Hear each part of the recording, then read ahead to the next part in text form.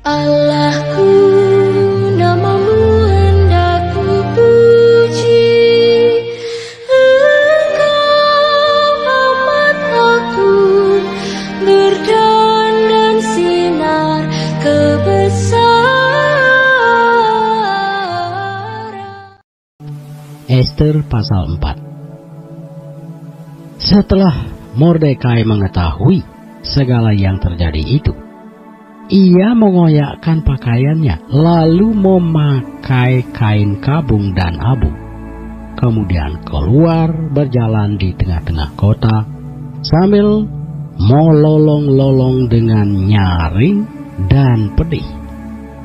Dengan demikian datanglah ia sampai ke depan pintu gerbang istana raja, karena seorang pun tidak boleh masuk pintu gerbang istana raja dengan berpakaian kain kabung.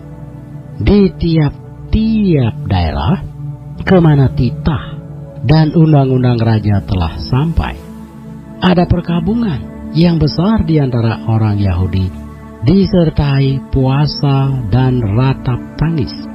Oleh banyak orang dibentangkan kain kabung dengan abu sebagai lapik tidurnya.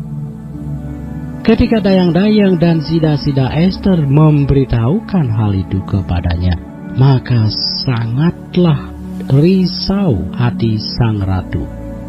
Lalu dikirimnyalah pakaian supaya dipakaikan kepada Mordekai, dan supaya ditanggalkan kain kabungnya daripadanya, tetapi tidak diterimanya.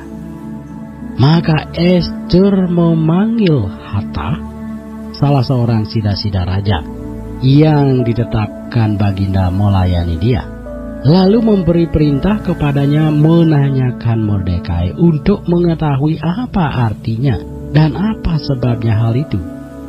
Lalu keluarlah Hathach mendapatkan Mordekai di lapangan kota yang di depan pintu gerbang istana raja, dan Mordekai menceritakan kepadanya segala yang dialaminya, serta berapa banyaknya perak yang dijanjikan oleh Haman akan ditimbang untuk perbendaharaan raja sebagai harga pembinasaan orang Yahudi.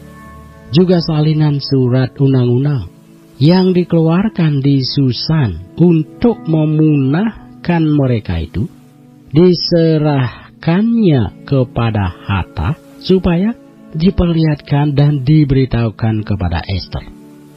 Lagi pula Hathach disuruh menyampaikan pesan kepada Ester supaya pergi menghadap raja untuk memohon karunia-Nya dan untuk membela bangsanya di hadapan baginda.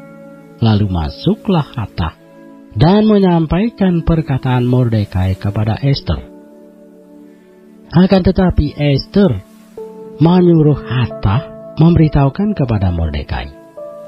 Semua pegawai raja serta penduduk daerah-daerah kerajaan mengetahui bahwa bagi setiap laki-laki atau perempuan yang menghadap raja di pelataran dalam dengan tiada dipanggil, hanya berlaku satu undang-undang, yakni hukuman mati.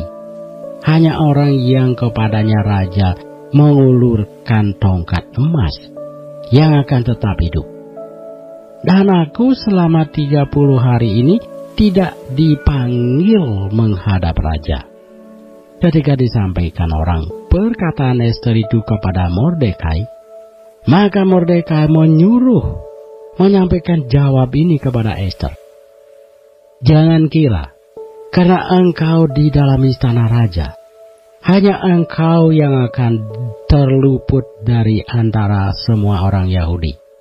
Sebab sekalipun engkau pada saat ini berdiam diri saja, bagi orang Yahudi akan timbul juga pertolongan dan kelepasan dari pihak lain, dan engkau dengan kaum keluargamu akan binasa.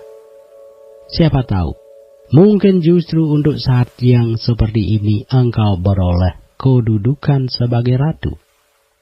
Maka Ester menyampaikan jawab ini kepada Mordekai. Pergilah kumpulkanlah semua orang Yahudi yang terdapat di Susan dan berpuasalah untuk aku. Janganlah makan dan janganlah minum 3 hari lamanya, baik waktu malam, baik waktu siang. Aku serta dayang-dayangku pun akan berpuasa demikian, dan kemudian aku akan masuk menghadap raja.